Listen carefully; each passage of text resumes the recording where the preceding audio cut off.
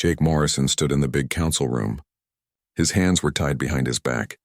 Guards stood on both sides of him. The room was huge, bigger than any building he had ever seen on Earth. The walls were made of something that looked like glass but also like crystal. Light came through them in strange colors. Around him sat aliens from 40 different planets. Some looked like giant insects. Some looked like rocks that could move. Some had too many eyes. Some had no eyes at all. They all looked at Jake with the same expression. They thought he was guilty. They had already decided. The main judge was a tall alien with copper-colored skin and 4 eyes. His name was impossible for humans to say. He pointed at a screen floating in the air. The screen showed a space station. It was broken and on fire. The judge spoke. A small device in Jake's ear translated his words into English. His voice sounded angry and cold. He said Jake had destroyed the station. He said Jake had killed 17 aliens who worked there. He asked if Jake was guilty or not guilty. Jake wanted to shout. He wanted to tell them the truth. He had not destroyed the station. He had tried to save it. But he knew it would not matter. The trial was just for show. They had made up their minds before it even started. He said he was not guilty. He said he was defending the humans at the station. Someone had attacked them. He had fought back. The station records would prove it. The judge said the records were destroyed in the explosion. How convenient for Jake, the judge said. His voice was full of fake concern. The other aliens in the room made sounds. Some laughed. Some hissed. All of them agreed with the judge. Jake understood what was happening. Humans were new to space. Only 15 years ago, aliens had come to Earth. They had invited humans to join the Galactic Council. It sounded good at first, but the Council did not treat humans as equals. They treated humans like children who needed to be controlled. The Council did not like that humans asked too many questions. They did not like that humans wanted to explore space on their own. They did not like that humans refused to follow all their rules. The Council wanted to teach humans a lesson. Jake was going to be that lesson. The trial went on for 3 days. Many aliens came to speak against Jake. They all told the same story. They said Jake was violent. They said he had destroyed the station on purpose. But their stories did not match. One said the explosion happened at noon. Another said it happened at night. One said Jake used a bomb. Another said he used the station's power system. Jake's lawyer was a human woman named Patricia Coleman. She tried to point out these problems. She tried to ask questions. But every time she spoke, something went wrong. The translation devices stopped working. The judges said they could not hear her. They said she was wasting time. On the 3rd day, the judges announced their decision. Jake was guilty of all crimes. The head judge, who looked like he was made of living crystal, said they had decided on his punishment. The room got very quiet. Patricia grabbed Jake's arm. She whispered to him. She told him not to react. No matter what they said, he should stay calm. Do not give them the satisfaction of seeing him scared. The crystal judge said Jake would be sent to a planet called Tartarus 4. His voice was calm, like he was talking about the weather. But everyone in the room knew what Tartarus 4 was. It was a death world, the most dangerous planet in the galaxy. No one who went there ever came back. The room erupted with noise. Even some of the council members looked shocked. Patricia stood up and started shouting. She said this was not justice. This was murder. Tartarus 4 was supposed to be used only for the worst criminals. Jake had not even been proven guilty in a fair trial. The crystal judge waited for the noise to die down. Then he explained the sentence. Jake would be given basic survival tools. He would be dropped on the planet. If he survived for 1 year, he would be free.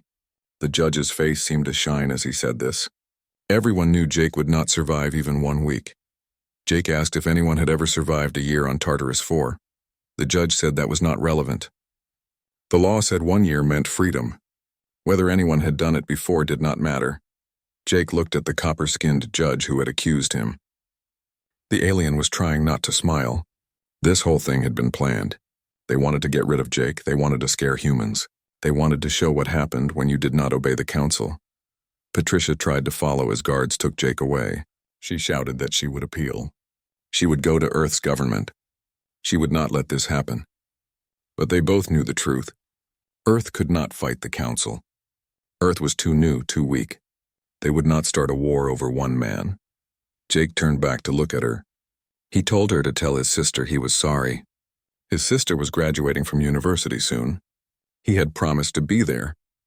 Now he would miss it. He would miss everything. 3 days later, Jake was on a ship heading to Tartarus 4. He was locked in a small room with 2 guards. They would not talk to him. Through a small window, he could see the planet getting closer. Tartarus 4 looked like hell. The whole planet was covered in storms. Lightning flashed constantly. There were volcanoes everywhere, shooting fire into the sky. The oceans were not water. They were some kind of acid that ate through metal. The Council used this planet as a prison, but it was really an execution. Over the last 100 years, they had sent 37 criminals here. Not one had survived. The planet killed them all. Sometimes it was the weather. Sometimes it was the animals. Sometimes it was the plants. Everything on Tartarus 4 wanted to kill you. The ship shook as it entered the atmosphere. Storms battered the hull. Lightning struck them twice. Jake held onto his seat and tried not to think about what was coming. Finally, they broke through the clouds. Below was a jungle, but it was not like any jungle on Earth. The trees were enormous, as tall as skyscrapers. They were strange colors, purple and red and black. Between the trees, Jake could see movement. Big things moving. Very big things. The ship landed, or rather it hovered a few meters above the ground. The cargo door opened. One of the guards threw a bag at Jake's feet. Inside was a knife, some food bars, a water filter, and an emergency beacon. The beacon would activate after 1 year. If he was still alive, the guard said good luck. He did not mean it. They pushed Jake out of the ship. He fell and hit the ground hard. By the time he stood up, the ship was already leaving.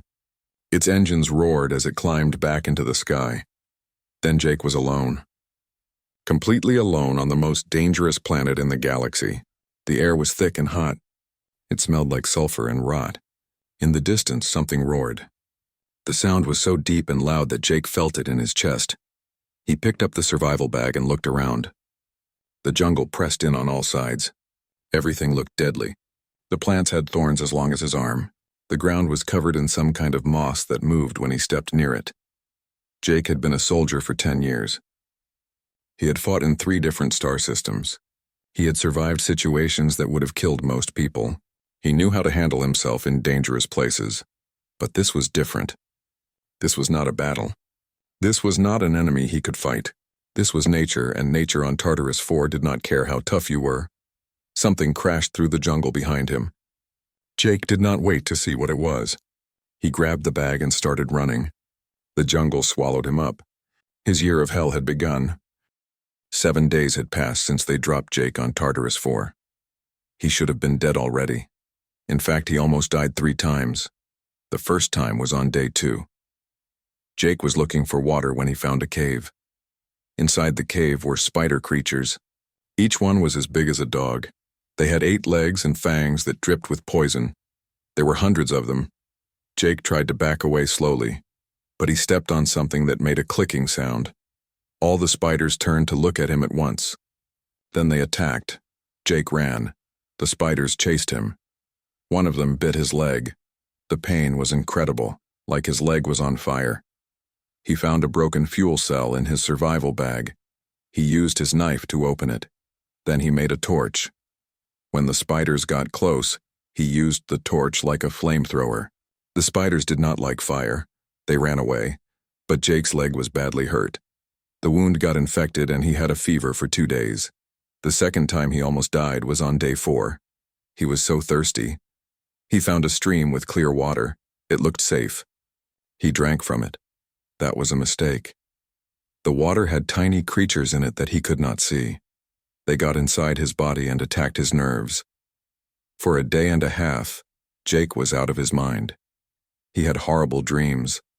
He thought he was back on Earth. He thought he was at his sister's graduation, but when he tried to hug her, she turned into one of the spider creatures. He woke up screaming in a ditch, covered in mud. The only thing that saved him was the medicine in his survival bag. He took all of it. Slowly, the fever went away, but he was very weak. He could barely walk. The 3rd time was yesterday. Jake was climbing over some rocks when he heard a sound like thunder. He turned around and saw the biggest creature he had ever seen. It was like a lizard but the size of a bus. It had electric organs all over its body that sparked with blue light. The creature looked at Jake. Then it opened its mouth and lightning came out. The bolt missed Jake by inches. It hit a tree behind him. The tree exploded. Jake did not think. He just ran. He found a small cave in the rocks. The creature was too big to follow him inside. It tried for a while, shooting lightning at the cave entrance. Then, it gave up and left. Jake sat in the cave for hours, shaking. He was starting to understand why nobody survived Tartarus 4. This planet was not just dangerous, it was designed to kill anything that lived on it. Every plant was poisonous. Every animal was a predator. Even the air made him feel sick if he breathed it too long. But he was learning. Each day taught him something new. He learned which plants were safe to eat. He learned which areas the big predators avoided. He learned that the storms came in patterns. If you knew the pattern, you could find shelter before they hit. Most important, he learned that everything on this planet followed rules. The rules were brutal and simple. Kill or be killed, eat or be eaten, adapt or die. If Jake wanted to survive, he had to follow those rules too. On day 23, something changed. Jake was running from a pack of 6-legged wolf creatures. They had crystal fangs that could bite through metal. He was exhausted. His supplies were almost gone. He knew he could not run much longer. Then he saw a crack in a cliff wall. It was narrow, just wide enough for him to squeeze through. The wolves were too big to follow. Jake pushed himself into the crack and kept going. It led to a cave system that went deep underground. He should have been more careful. He should have wondered why the wolves did not follow him. But he was too tired to think clearly. He just wanted to rest. He went deeper into the caves. The walls glowed with strange fungus that gave off blue light. The air was cooler here. It felt good after the heat of the jungle. Jake marked his path with his knife so he could find his way back. He walked for maybe an hour. That was when he found the first skeleton. It was huge, much bigger than a human. The bones were thick and heavy. Whatever this creature was, it had been strong. But it had died here in the cave. Its hand, or something like a hand, was reaching toward the deeper part of the cave. Jake found more skeletons as he went deeper. 5 more. All different species. All reaching toward something ahead. All of them had died trying to get to whatever was in the cave.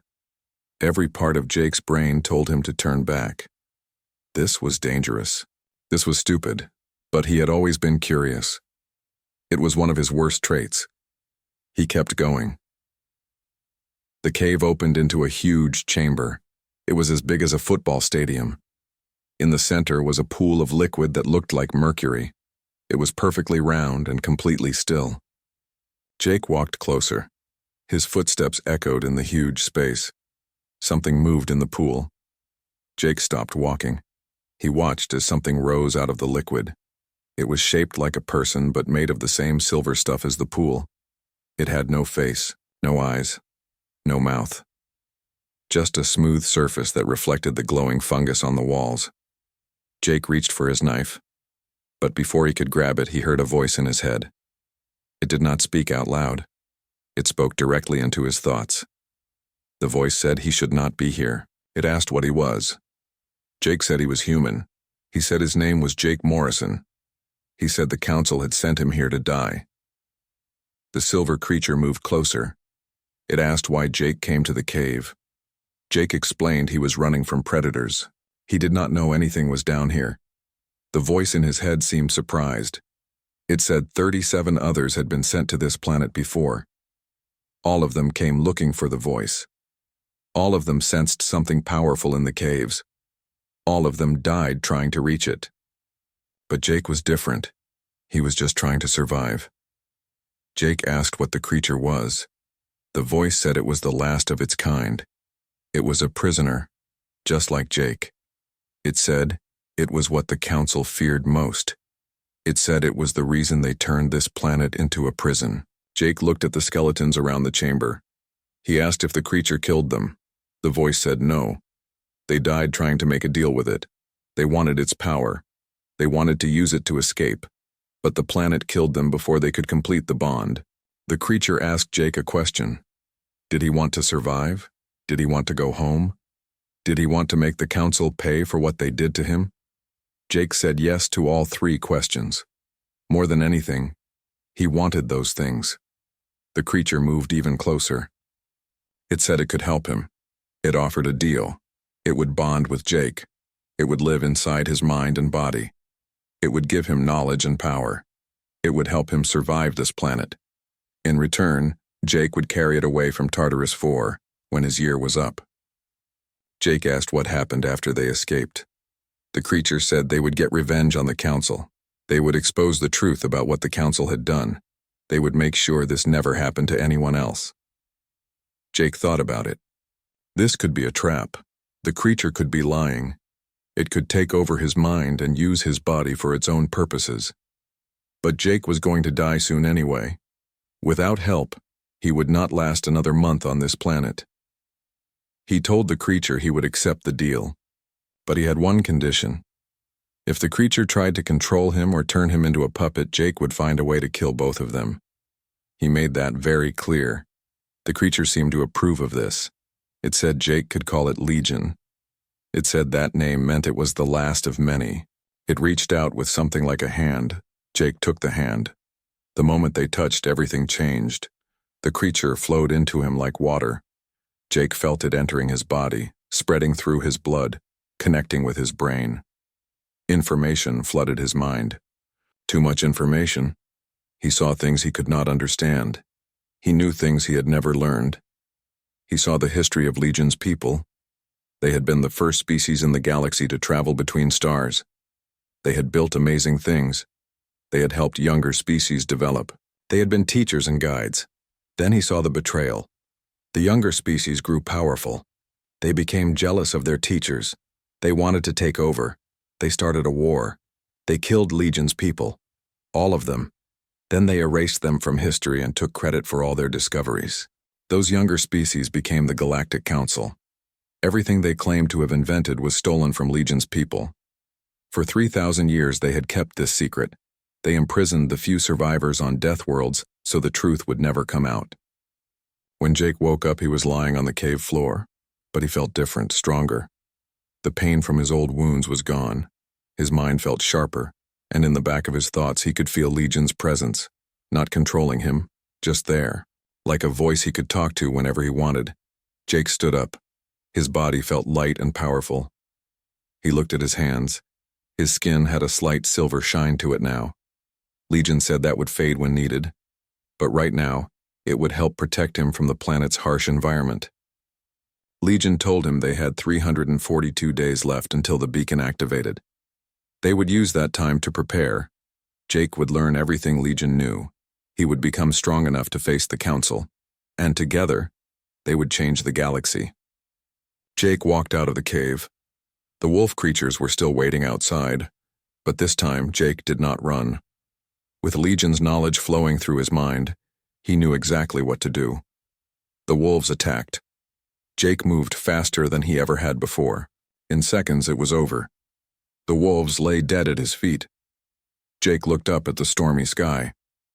The Council thought they had sent him here to die. They had no idea what they had really done. They had given. It had been 200 days since Jake bonded with Legion. He was not the same person anymore. He was something more. Something the galaxy had never seen before. The changes started small. His eyes could see things normal humans could not see. He could see heat like colored light. He could see electricity in the air. He could spot danger from far away. His hearing got better too. He could hear the heartbeat of a creature 100 meters away. His body changed as well. He was faster and stronger. Wounds that should have taken weeks to heal closed up in days. The poison spores in the air did not bother him anymore. His skin had a faint silver color now, like metal mixed with flesh. Legion said it would help protect him, but the biggest changes were in his mind. Jake could remember things from 3,000 years ago. Things that happened to Legion's people before they were destroyed. He knew how to build technology that humans had not invented yet. He understood science and math that would take human scientists centuries to figure out. Sometimes Jake worried he was losing himself. Was he still human, or was he becoming something else? He asked Legion about this one night while sitting by his campfire. Legion said Jake was still himself.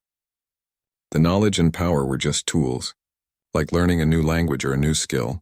Jake's personality, his choices, his values, those were still his own. As long as he held on to those things, he would stay human. No matter what else changed, that made Jake feel better. He was still Jake Morrison.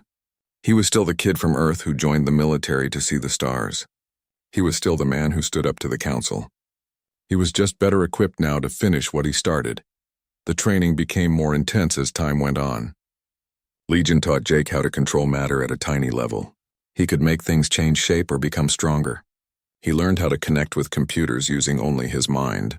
He learned how to protect his thoughts from aliens who could read minds. They also prepared for combat. Real combat. Not the desperate fighting Jake had done to survive the early days, but strategic, deadly fighting that would let him face enemies much stronger than himself. On day 150, Jake killed his first thunder lizard. That was the name he gave to those giant electric creatures. This time he did not run from it. He fought it. Using techniques Legion taught him, Jake redirected the creature's electric blast back into its own body. The creature stunned itself. Jake finished it quickly with his knife.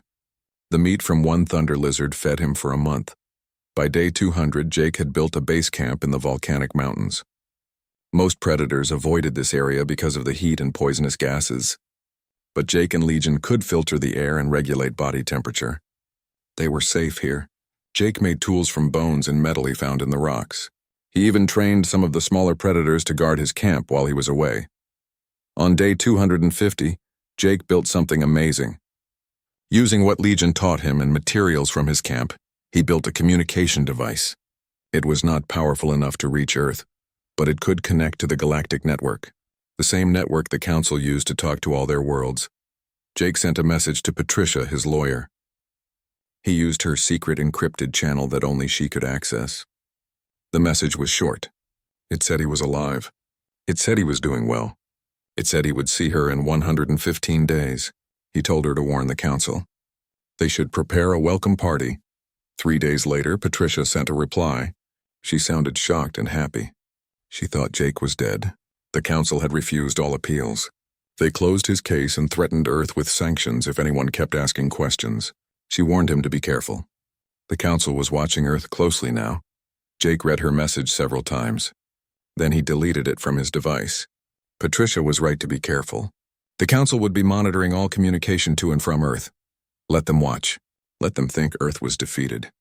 The surprise would be better that way. The days continued to pass. Jake kept training. He kept learning.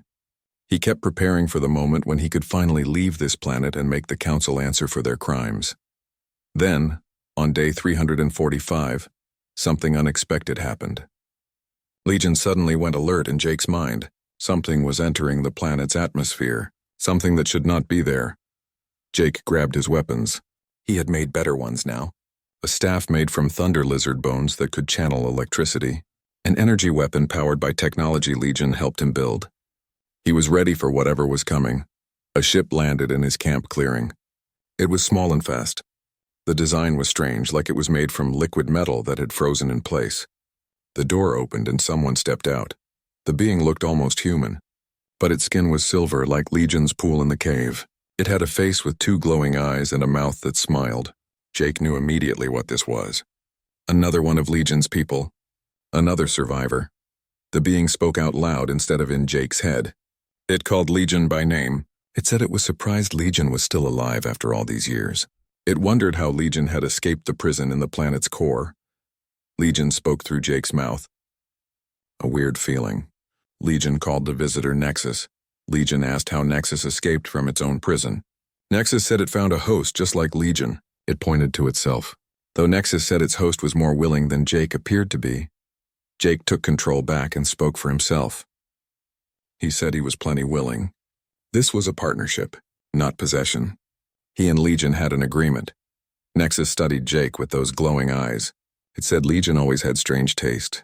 Most of their people bonded with powerful council species with special abilities or natural weapons. But Legion chose a human, one of the weakest, youngest species in the galaxy. Legion defended the choice. It reminded Nexus that this weak, young human survived 100 days on Tartarus IV before they even met. Alone. without any enhancements, just determination and cleverness. Legion said to never underestimate humans. The council made that mistake constantly. Nexus laughed. The sound was like wind chimes.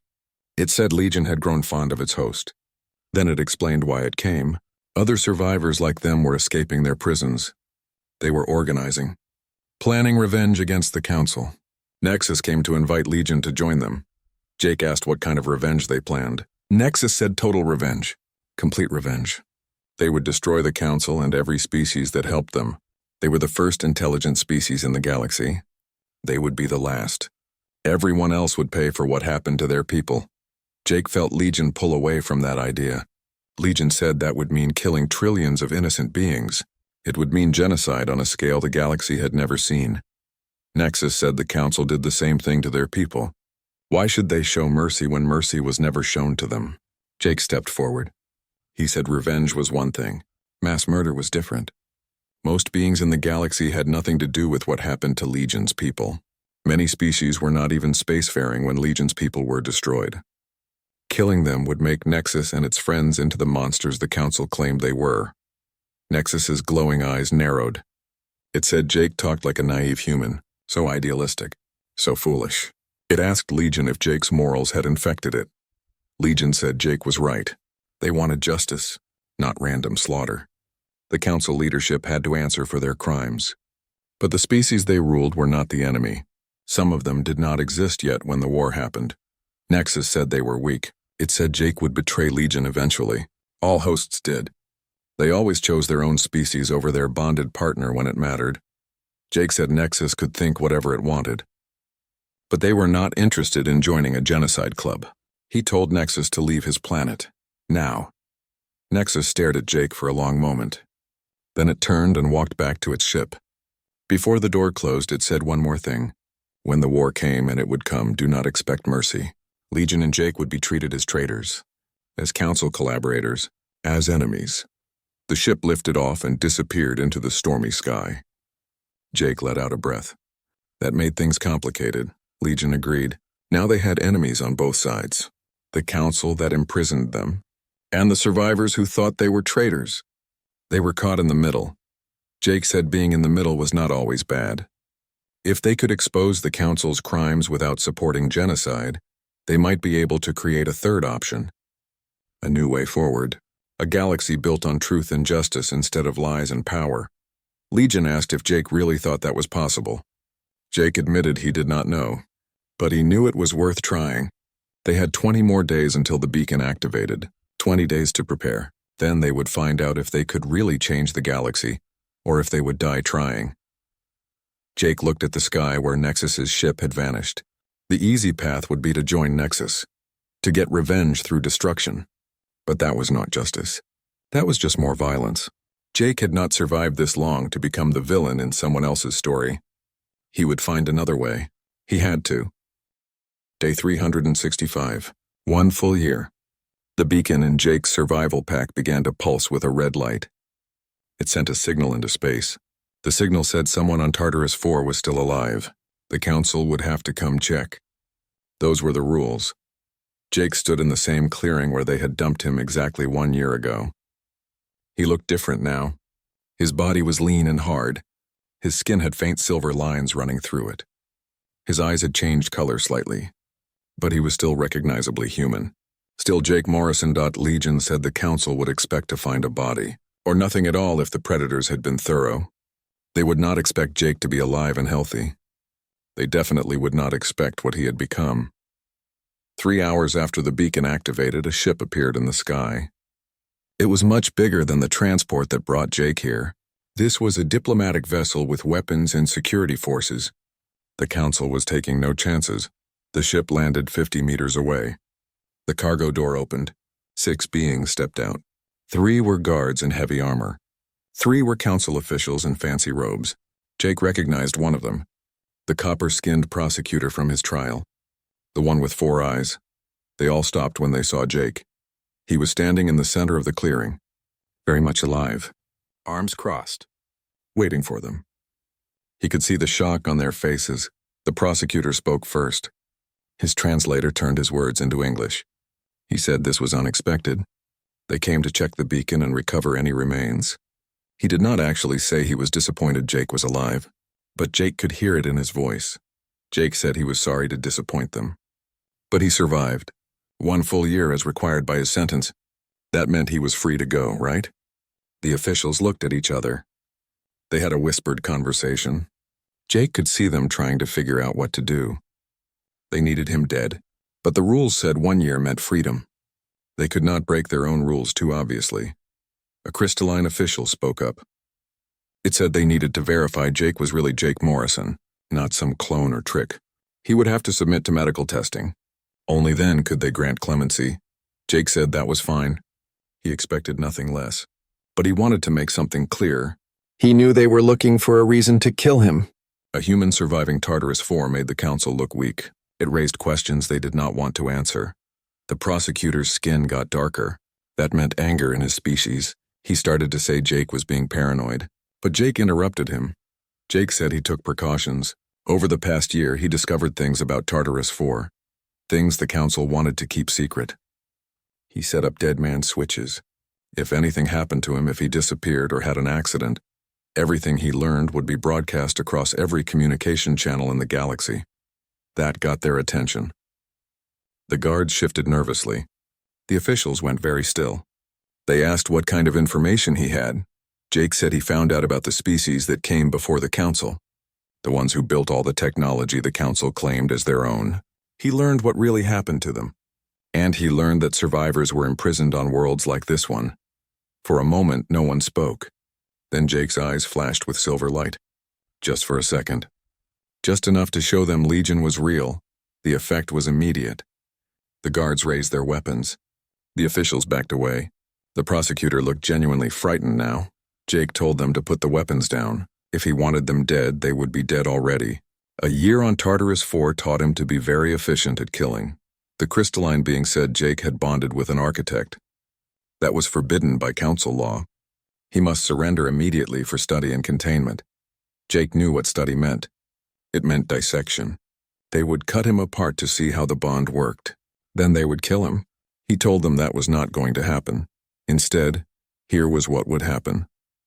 They would grant him clemency as promised. They would give him transport to a neutral station. And they would leave him alone. If they tried anything else, everyone in the galaxy would learn the truth about the architects and what the council did to them. The crystalline being asked what would happen if they refused. Jake said he would start talking. He would tell every species about how the council stole everything from the architects, how they committed genocide, how they kept survivors locked away for 3,000 years. He asked how that revelation would affect the council's authority. Would younger species like humanity keep following orders once they knew the truth? The officials huddled together and talked quietly for several minutes. Jake waited. Legion had predicted 3 possible outcomes. Immediate attack, which seemed unlikely now. Cooperation, which was most probable. Or fake cooperation followed by assassination later, which Jake was ready for. Finally, the prosecutor turned back to Jake. He said the council would honor the sentence terms. Jake would be transported to Kepler Station. From there, he could make his own arrangements.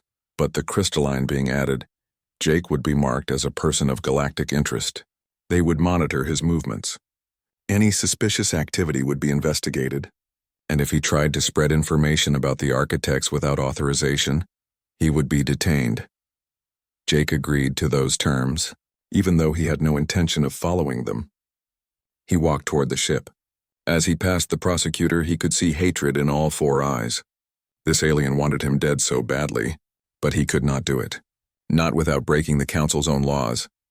The trip to Kepler Station took 3 days. They kept Jake isolated in a cabin. They said it was for his protection. Really, they just did not want him talking to the crew. That was fine. He and Legion needed the time to plan their next moves. Legion explained they needed allies. The council would not let Jake just walk away. Even with his insurance, they would find ways to eliminate him.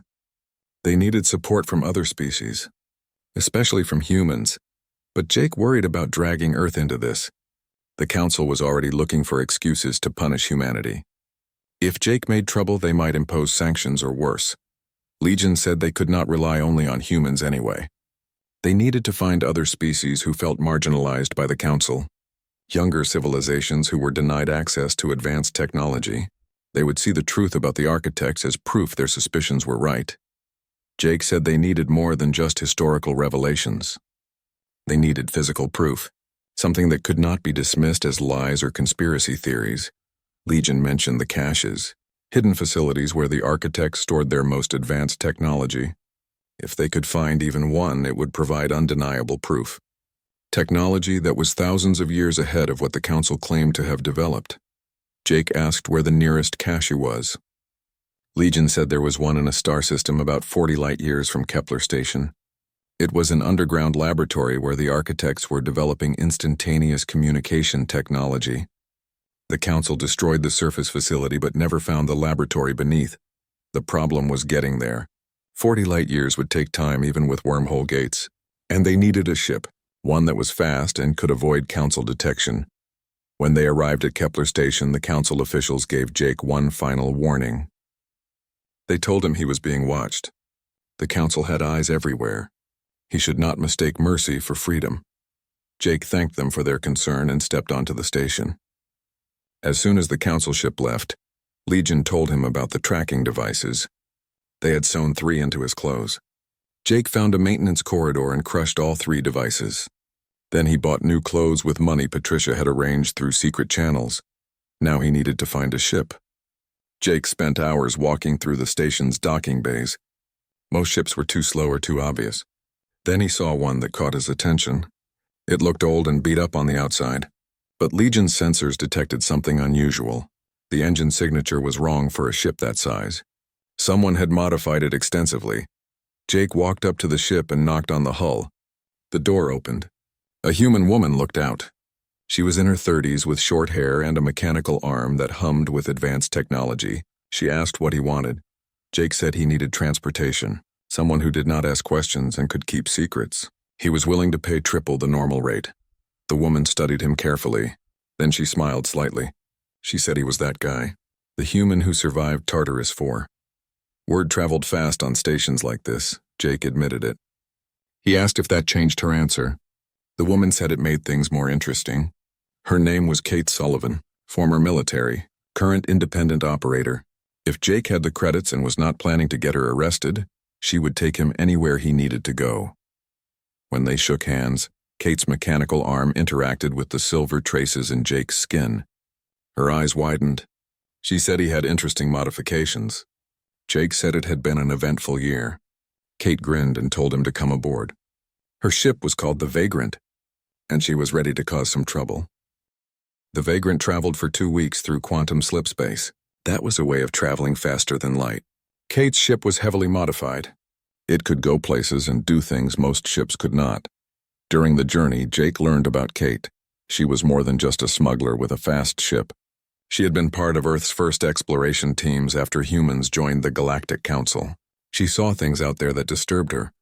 She saw the Council suppress developing species.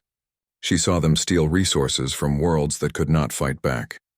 She saw them quietly eliminate anyone who asked too many questions. Kate left the military before they could silence her. She faked her death. She bought this ship with money she had hidden. Then she started looking for answers to the questions the Council did not want asked. She told Jake about records she found, old records from before humans joined galactic society. They told a different story than the Council's official history. They mentioned a species that came before all others, a species that built the foundations of galactic civilization. Jake said the architects. Kate asked how he knew. Jake explained everything. The trial. Tartarus 4, Legion. The bond they shared. The other architects like Nexus who wanted genocide. His plan to expose the Council without supporting mass murder. Kate listened to all of it without interrupting. When Jake finished, she was quiet for a long time. Then she said he was trying to start a revolution. Jake said he was trying to prevent several revolutions and a genocide, while also making the Council answer for their crimes. It was a delicate balance. Kate said this would probably get them both killed. Jake agreed that was likely. He offered to pay her and let her go. She could find another way to pursue her questions. Kate refused. She said she had been looking for a reason to fight the Council for years. This was exactly what she wanted. Plus, if even half of what Jake said was true, Someone needed to make sure he did not mess it up. They arrived at the star system 2 weeks later. The fourth planet was a frozen rock with a thin atmosphere. The temperature was minus 170 degrees. Nothing could survive on the surface, but Legion said the facility was 3 kilometers underground. Beneath the ice, Kate landed the Vagrant on the northern ice cap. Jake put on a special thermal suit that Legion helped him modify using the ship's equipment. Kate suited up too. Jake told her to stay with the ship. If something went wrong, she should leave and take the information back to Earth. Kate said that was not happening. He needed backup, and she was not going to miss seeing ancient alien technology. They went out together. The wind on the ice cap was brutal. It carried frozen particles that hit their helmets like bullets. Legion guided them to a specific spot. Jake knelt and placed his hand on the ice. Legion's consciousness reached down through the frozen layers, searching for technology that had been dormant for 3,000 years. Nothing happened at first. Then the ice began to glow. Patterns of light spread outward from Jake's hand.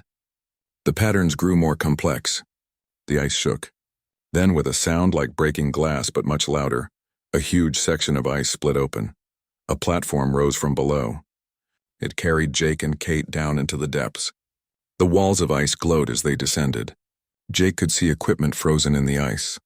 Laboratories, entire sections of a facility preserved for millennia. They reached the bottom after what felt like forever. The platform stopped in a massive underground chamber. Somehow the air was still breathable. The temperature was warm. Systems that had been waiting for 3,000 years came back to life when Legion's presence activated them. Jake and Kate removed their helmets. The air tasted stale, but it was fine. Kate looked around in amazement. The facility was beautiful. Walls made of something that looked like liquid metal but felt solid. Machines whose purposes Jake could only guess at. And in the center, something extraordinary. It looked like a star made of pure information. Jake could see data streams with his naked eye. They flowed through the air like rivers of light. This was the quantum communication array, the device that could link every mind in the galaxy together, share knowledge instantly, make lies impossible. Kate asked why the Council destroyed this. Jake said because transparency threatens people in power.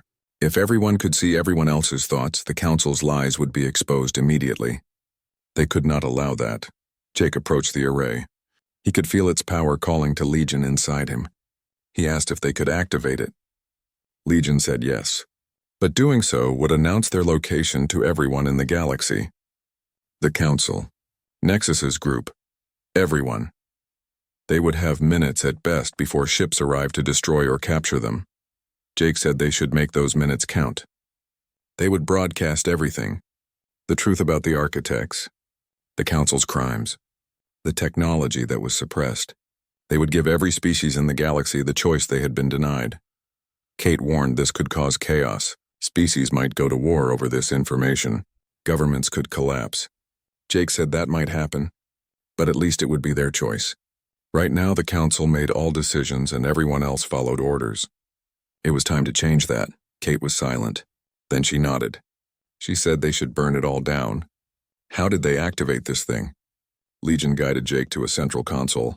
Legion would handle the technical work, but Jake needed to prepare what he wanted to say. The broadcast would reach every communication device in the galaxy at once. Trillions of beings would be listening. He needed to choose his words carefully. Jake took a deep breath. A year ago, he was just a military officer doing his job. Then the Council tried to kill him. In doing so, they gave him the motivation and the means to tear apart everything they built on lies. He thought about his sister, about Patricia, about all the humans and other young species who deserved to know the truth. He said he was ready. Legion activated the array. The star of information expanded and filled the chamber with light. Jake felt the connection establish. He could sense trillions of minds throughout the galaxy. All focused on him now, he spoke. He introduced himself. He explained how the Council sentenced him to die for a crime he did not commit. He explained how he survived, and how in surviving he learned the truth. He told them about the architects, how they were the first spacefaring species, how they built all the technology the Council claimed as their own, how the Council destroyed them and erased them from history, how the few survivors were imprisoned on death worlds. He explained he was broadcasting from one of their facilities right now, a place with technology that could change galactic society. Technology the Council kept hidden for 3,000 years. Why? Because knowledge is power. The Council maintained power by controlling what knowledge people could access. Jake said once you know the truth, you cannot unknow it. The Council would try to discredit him.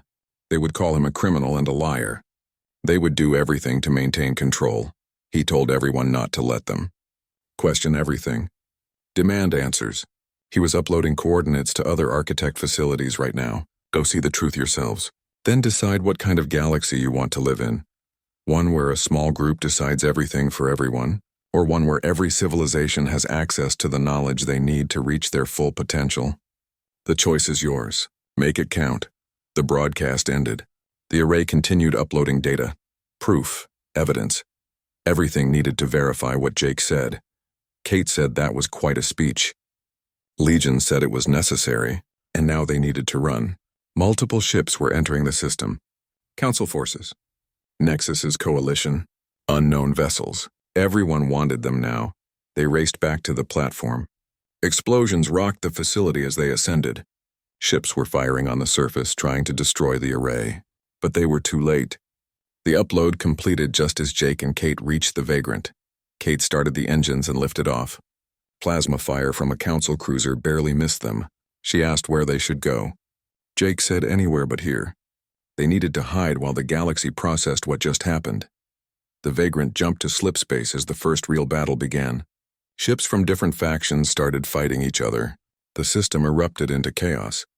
But throughout the galaxy on 1 trillion worlds, beings were reading Jake's message. They were looking at the data. They were questioning authority they had taken for granted. And slowly they were beginning to change. Jake had lit a fire that could not be put out. Now he just had to survive long enough to see what grew from the ashes. 6 months passed since Jake's broadcast. The galaxy had not been the same since. Everything changed the moment he told the truth about the architects. Jake stood in a crowded conference room on a neutral station. Around him were representatives from 40 different species. Not the big council members. These were delegates from younger civilizations. Species that had been kept in the dark about galactic history. Species that had spent weeks verifying Jake's claims and were now ready to act. Patricia was there too. She had left Earth to join Jake's cause after humanity officially cut ties with the Council. Kate stood nearby, acting as Jake's security chief. She had helped recruit many of the people in this room. One delegate reported good news. They confirmed the existence of 18 architect facilities. The technology inside them was exactly as Jake described. 3,000 years ahead of what the Council allowed anyone to access. But another delegate had bad news.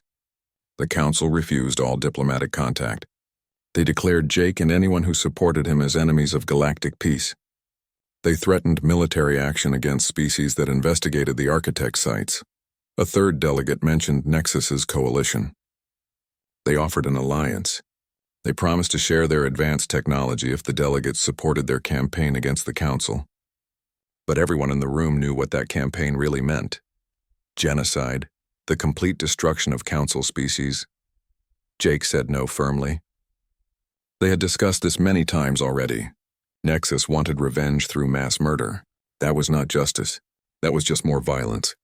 If they took that path, they would become the villains. A frustrated delegate asked what Jake proposed instead.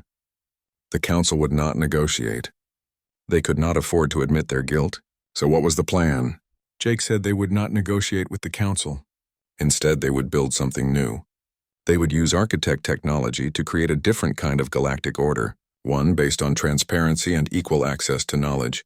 Species that wanted to join them were welcome. Species that wanted to stay with the Council could make that choice. But everyone would have a real alternative now. Patricia pointed out this would take decades. Maybe centuries. Jake agreed. Good things usually took time. But they were not looking for quick victory. They wanted to make sure what happened to him and to the architects never happened again. That required building something lasting. Through his bond with Legion, Jake felt approval. They had come far from that cave on Tartarus 4. They still had a long way to go, but that was fine. Jake learned on a death world that survival was not about speed. It was about adaptation and endurance, about refusing to give up no matter how bad things looked. The delegates voted. 38 species agreed to join Jake's coalition. They would call it the Alliance for Galactic Knowledge. They would pool their resources. They would share architect technology freely among member species. They would welcome any civilization that wanted to join, regardless of age or power. It was a start.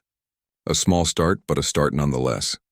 After the meeting, Jake stood alone on an observation deck. He looked out at the stars. So many worlds out there. So many civilizations trying to find their place in the galaxy. Kate joined him. She asked what he was thinking about. Jake said he was thinking about his sister, wondering if she was proud of him or ashamed. He had started a war, after all. Not with weapons, but with truth. Sometimes truth was more destructive than bombs. Kate said his sister would probably be proud. He stood up for what was right. He refused to let powerful people get away with murder and lies. That took courage. Jake said it also took having nothing left to lose. Legion spoke in his mind.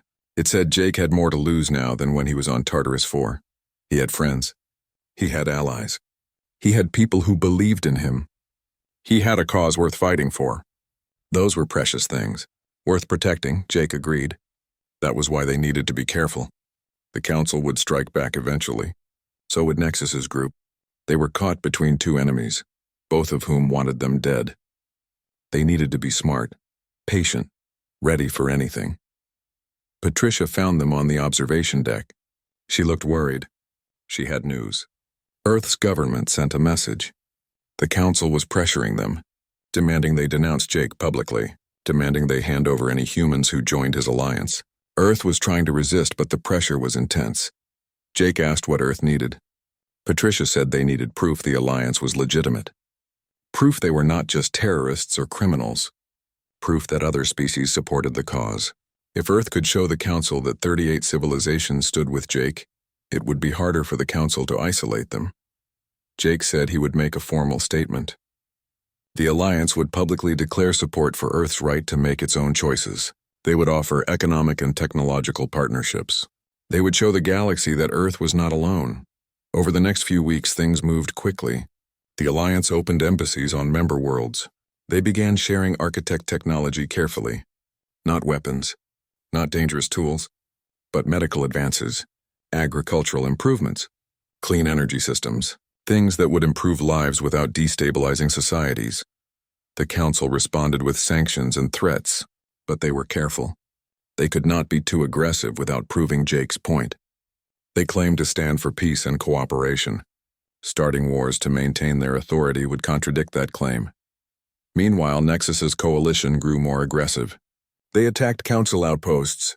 They destroyed infrastructure. They killed Council officials. They sent Jake messages saying he was a traitor, saying he had chosen the wrong side, saying he would pay for his betrayal. Jake refused to engage with them. He made it clear the Alliance condemned violence against civilians. They would defend themselves if attacked, but they would not participate in genocide or terrorism. That was not what they stood for. Some species left the Alliance because of this stance. They wanted revenge more than justice. They went to join Nexus. Jake let them go. He would rather have a smaller alliance of people who shared his values than a large alliance built on hatred. 3 months after the alliance formed, Jake received an unexpected visitor. A council representative came under a flag of truce, not an official delegation. Just one being, an old diplomat who had watched the galaxy for many years. The diplomat said the council would never admit guilt publicly. That would mean the end of their authority, but some council members recognized that things had to change. The old system was broken. Jake proved that. The question was whether change would come through evolution or revolution. Jake asked what the diplomat wanted. The diplomat said there were council members who wanted to reform the system from within. Open up access to technology. Give younger species more representation. Acknowledge the architect's contributions, at least partially. But they needed time. They needed Jake to give them space to work. Jake said he would consider it. But he had conditions. Real reforms. Not just promises. Verifiable actions. The diplomat agreed to take that message back. After the diplomat left, Legion asked if Jake trusted them. Jake said no, but he was willing to give them a chance to prove themselves. Not for the council's sake. For the sake of all the innocent beings who would suffer if this turned into a full-scale war. That night, Jake stood on the observation deck again. Looking at the stars, thinking about everything that happened. A year and a half ago, he was sentenced to death. The council thought they were eliminating a problem. Instead, they created the catalyst for change they feared most. Kate joined him. She said she had been tracking the news feeds. Jake's story was spreading. Young people across the galaxy saw him as a symbol, a person who stood up to unjust authority and survived, who exposed lies and demanded truth. Some were calling him a hero. Others called him a terrorist. But everyone knew his name now. Jake said he never wanted to be famous. He just wanted justice. Kate said that was what made him dangerous to people like the council. He was not motivated by power or glory. He was motivated by principle.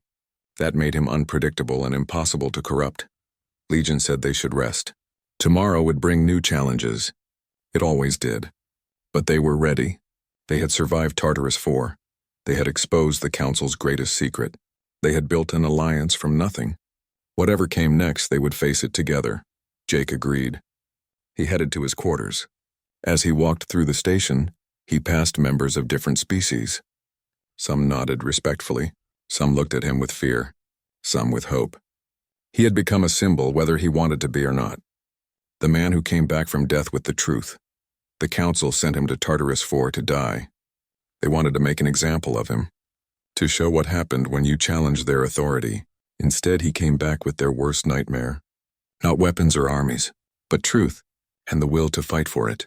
The war was not over. It was just beginning. But Jake Morrison was ready. He had Legion at his side. He had allies across the galaxy. He had a cause worth dying for. More importantly, he had a cause worth living for, and he was going to change the galaxy, one truth at a time.